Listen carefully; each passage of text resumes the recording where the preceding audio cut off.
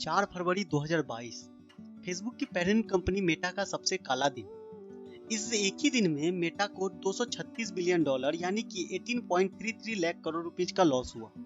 ये लॉस इतना बड़ा था कि टीसीएस और मैकडॉवेल जैसी बड़ी कंपनी का नेटवर्थ भी इतना नहीं है। इनफैक्ट इतना बड़ा लॉस न किसी इंसान ने, न किसी जॉइंट कंपनी ने और न ही अमेरिकन स्टॉक मार्केट के इतिहास में किसी ने देखा है आज तक।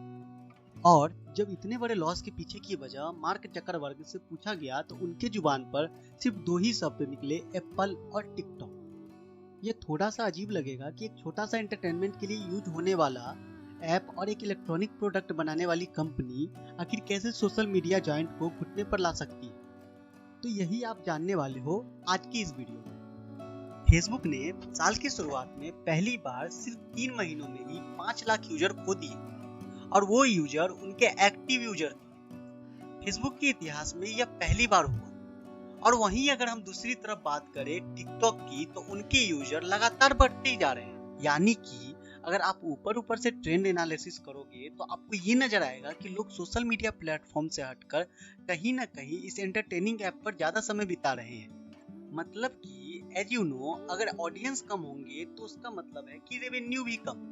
अब सवाल यह आता है कि ऑडियंस से फेसबुक रेवेन्यू का क्या लेना देना, तो आइए उसको समझते हैं। आसान भाषा में कहूँ तो फेसबुक का मेन सोर्स ऑफ इनकम है एडवर्टाइजमेंट। और ये कैसे, तो ये समझने के लिए आप खुद का ही एग्जांपल ले सकते हो। आपके साथ ये जरूर हुआ होगा कि आप कपड़ों की शॉपिंग कर रहे होगे किसी दूसरे वेबसाइट से, और या फिर उन्हें ऐसे ही देख रहे हो। फिर अचानक से आप फेसबुक ओपन करते हो और आप देखते हो कि वही कपड़ों की एडवर्टाइजमेंट जो आप देख रहे थे वहां पर भी होती है। सो वेल, फेसबुक आपकी एक्टिविटी ट्रैक कर रहा था और आपके एक्टिविटी से रिलेटेड आपको एडवर्टाइजमेंट दिखा रहा है और वह इसी एडवर्टाइजमेंट से पैसे कमा रहा है। इनफैक्ट फेसबुक एडवर्टाइजमेंट को और गीक आउट करने में हेल्प करता है और वो एडवर्टाइजमेंट को नंबर ऑफ इम्प्रेशन और नंबर ऑफ एक्शन ये सब भी प्रोवाइड करता है। और उससे एडवर्टाइजर को ये भी पता चलता है कि कितने लोगों को एक्चुअल में ऐड दिखा है और कितने लोगों ने क्लिक किया है। इसके लिए वो फेसबुक को एक्स्ट्रा पैसे तक देते हैं। लेकिन अब जब फेसबुक के एक्टिव यूजर टिकटॉक पर चले जाएंगे तो फेसबुक का ऐड देखने के लिए बचेगा कौन? एंड अल्टीमेटली एडवर्टाइजर्स अपना कॉन्ट्रैक्ट वापस ले लेंगे और इससे फेसबुक को होगा मेजर लॉस। और रिसेंटली कुछ ऐसा हुआ भी है। फेसबुक के इतने बड़े घाटे का जिम्मेदार कहीं ना कहीं अनजाने में टिकटॉक बन गया है। अब इसके वजह से ज्यादा लॉस ना हो इसलिए मेटा ने इंस्टा पे रील्स वाला फीचर ऐड कर दिया है, जिसकी वजह से लोग फेसबुक पर ना सही पर इंस्टाग्राम पर अभी भी बने हुए हैं। इनफैक्ट मैं तो यही कहूंगा कि यहाँ पर संख्या बढ़ रही है। ये स्ट्रेटेजी है जो मेटा के लिए काफी अच्छा काम कर रही है। इनफैक्ट आप अगर मेटा को देखोगे तो उसके अंदर 94 कंपनीज है कि अगर एक तो कंपनी डूब भी जाएगी तो मेटा नहीं डूबेगा, क्योंकि दूसरी कंपनी उसके लिए कॉम्पेंसेट कर लेगी। तो सवाल यह आता है कि एप्पल कंपनी तो इलेक्ट्रॉनिक गैजेट बनाती है, तो उसका और फेसबुक का क्या ताल्लुकात हो सकता है? फेसबुक एप्पल की वजह से कैसे डूब सकता है? बिकॉज एप्पल की प्रोडक्ट की सिक्योरिटी काफी हाई होती है। जस्ट रिसेंटली फेसबुक को $10 बिलियन का लॉस हुआ था जस्ट बिकॉज ऑफ पॉलिसी। नए पॉलिसी जिसे एप्पल ने इंट्रोड्यूस किया उसका नाम द ऐप ट्रैकिंग ट्रांसपेरेंसी। दरअसल ये एप्पल का एक ऐसा फीचर है जिससे एप्पल यूजर को कोई भी डेटा, कोई एक्सटर्नल एप्लीकेशन ट्रैक नहीं कर सकता है। मतलब इसका डायरेक्ट मीनिंग यही होता है कि फेसबुक किसी भी यूजर का कोई भी डेटा ट्रैक नहीं कर सकता है। और जब डेटा ही ट्रैक नहीं होगा तो एप्पल यूजर क्या सर्व कर रहे हैं, क्या सर्च कर रहे हैं या कहाँ विजिट कर रहे हैं, ये डेटा फेसबुक के पास कैसे आएगा? और नतीजन फेसबुक उसे क्या ही ऐड दिखाएगा। और एडवर्टाइजमेंट नहीं बनेंगे तो पैसे कहाँ से आएंगे, which means ultimately loss. And इस लॉस को अगर परसेंटेज में देखा जाए तो एड मेजरमेंट फॉर्म एप्सफ्लायर, इन्होंने इस बात पर एक डिटेल स्टडी भी की थी जिसमें ये आंकड़े सामने आए थे कि 100 करोड़ आईफोन यूजर में से स्टैगरिंग 62% आईफोन यूजर अपने फोन में ऐप ट्रैकिंग ट्रांसपेरेंसी इंस्टॉल करके रखे हैं, सो अपनी ट्रैकिंग को डिसअलाउ कर सके। यानी कि आप इस बात का अंदाजा लगा ही सकते हैं कि एक पॉलिसी चेंज की वजह से मेटा को कितने हजारों करोड़ का नुकसान हुआ होगा, और वो हो रहा है। इनफैक्ट अगर इस तरीके से कोई भी कंपनी ब्लीड कर रही होगी तो कौन सा इन्वेस्टर उस कंपनी में अपने पैसे को लेकर टिकना चाहेगा? और यही हुआ, इन्वेस्टर्स को फेसबुक का फ्यूचर वीक लगने लगा और वो अपने पैसे को तुरंत वहां से निकालने लगे, लिक्विडेट करने लगे। अब बहुत सारे व्यूअर्स के मन में ये सवाल जरूर आ रहे होंगे कि गूगल भी तो एड से ही पैसा कमाता है, तो गूगल की रेवेन्यू क्यों नहीं गिर रही? इनफैक्ट गूगल तो लगातार ग्रो कर रहा है।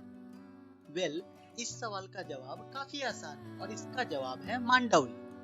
दरअसल बात यह है कि गूगल iOS के डिफॉल्ट ब्राउजर सफारी पर बने रहने के लिए एप्पल को हर साल अच्छी खासी मोटी कीमत भरता है।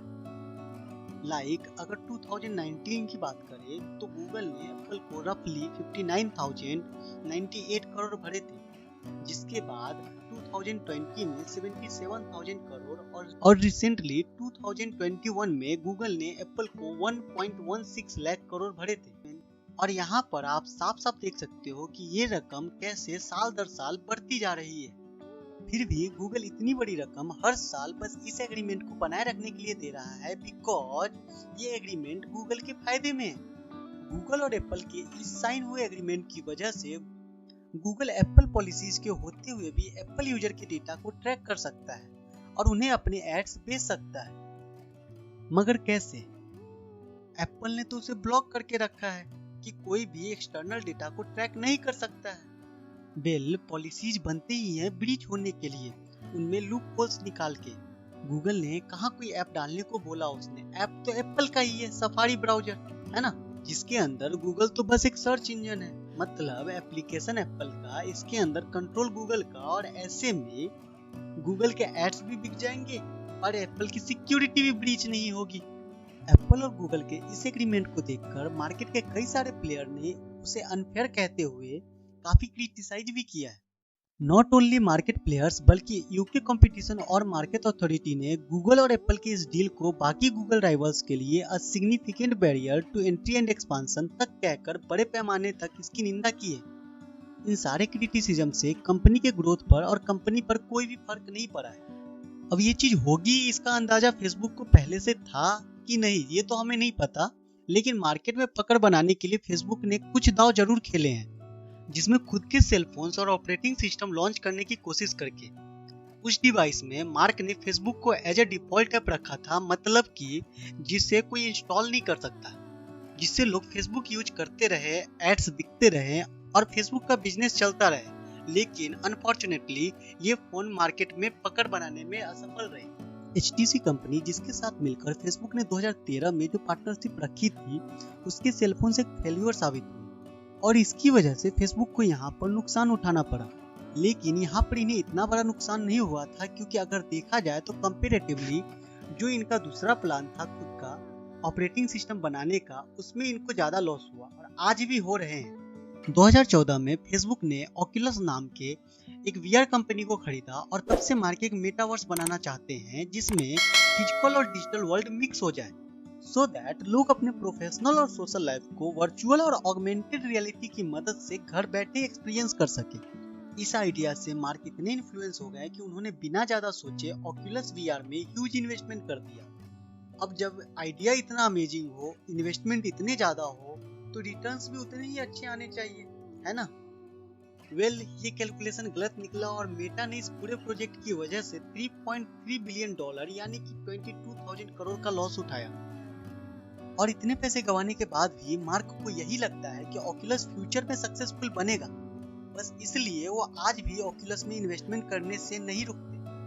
अब आप यही सोच रहे होंगे कि इतना लॉस होने के बाद भी उसमें पैसे डालते रहना फेसबुक की बेवकूफी हो सकती है, लेकिन ऐसा बिल्कुल भी नहीं है। ओculus पर पैसा डालने और उस पर भरोसा करने की वजह सिर्फ एक ही है, मेटा का फोटो और वीडियो शेयरिंग प्लेटफॉर्म इंस्टाग्राम। उनके डेटा सर्विस के हिसाब से इंस्टा रील्स पर 20% लोग और फेसबुक वीडियोज पर लोग अपना 50% वक्त गुजारते हैं, which means वहाँ पर भी लोग हैं और जहाँ लोग होंगे वहाँ पैसे कमाने की अपॉर्चुनिटी भी होगी। और हाल ही में अगर बात करें तो मेटा उन वीडियोज को मोनेटाइज नहीं कर रहा है, लेकिन जल्द ही वो कर देगा और यहाँ से थोड़ा एडिशनल रेवेन्यू जनरेट हो सकता है, जो कि मेटावर्स की लंबी रेस में फ्यूल का काम करेगा। बट यहाँ पर ये बात पर भी ध्यान देना जरूरी है कि वीडियोज की मोनेटाइजेशन की रेस में फेसबुक अकेला नहीं दौड़ रहा है, इस रेस में यूट्यूब शॉर्ट्स भी है। तो जाहिर सी बात है फेसबुक का पुराना राइवलरी टिकटॉक भी है। अब बस देखना ये है कि क्या फेसबुक टिकटॉक को उन्हीं की गेम में हरा पाएगा and ultimately brilliant metaverse create कर पाएगा जिसका सपना मार्क जकरबर्ग के जहन में है।